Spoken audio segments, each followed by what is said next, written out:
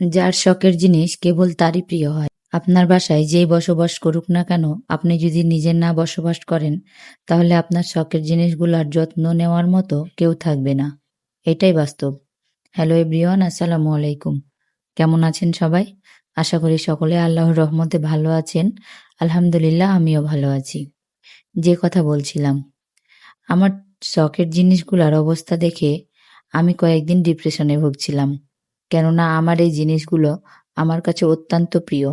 আমি নিজ হাতে বিয়ের পর থেকে একটু একটু করে আমার সংসারটাকে গুছিয়েছি। কত ভালোবাসা, মায়া, মমতা আর যত্ন দিয়ে আমার শখের জিনিসগুলো দিয়ে আমার বাড়িটি সাজিয়েছি।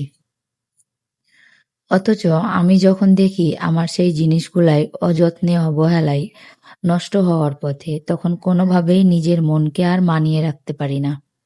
আমি যেহেতু বেশ কিছুদিন বাইরে ছিলাম, সেহেতু আমার বাড়ি আসার পরে সংসারের বেহাল দশা দেখে আমি পুরোপুরি ফেড আপ হয়ে গেছিলাম। আর এই কারণেই বেশ কিছুদিন ফেসবুকে কোনো প্রকারের কোনো ভিডিও দিই নাই। আজ 15 থেকে 20 দিন যাবৎ আমার বাড়ির যত্ন করতে করতে আমি প্রায় ক্লান্ত। তারপরও কোনো সময় রাগ হলেও কোনো সময় শক্তি সঞ্চয় করে আবারও কাজে লেগে পড়ি। সব মিলিয়ে জিনিসগুলা দেখার পরে আমি ভাবছিলাম, আমি কেবল 1 বছর বাসায় ছিলাম না। আমার বাসার যদি এই অবস্থা হয়, তাহলে বছরের পর বছর যারা না থাকে তাদের বাসার কি অবস্থা হয়। কারো জিনিসের অন্য কেউ যে যত্ন নেয় না, এটাই স্বাভাবিক। আর এটার জলজান্ত প্রমাণ আমার এই শখের বাড়ির জিনিসগুলো। অনেক শখ করে আমার প্রত্যেকটা রুমে এক একটা ফার্নিচার আমি সাজিয়ে গুছিয়ে অনেক রকমের ফুল দিয়ে আমার বাসাটাকে সাজিয়েছিলাম। কিন্তু যখন আমি বাসায় এসে দেখি আমার শখের জিনিসগুলো নষ্ট হয়ে গেছে, তখন আমি রীতিমতো কান্না করব কি হাসবো আমি বুঝতে পারছিলাম না।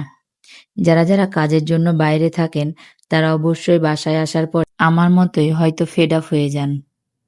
তারপরও কিছু করার নাই। এভাবেই জীবন চলতে থাকবে, জীবনের গতিতে।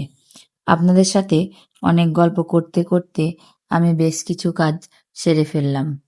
আমার রান্নাঘরটার একেবারে অনেক খারাপ অবস্থা।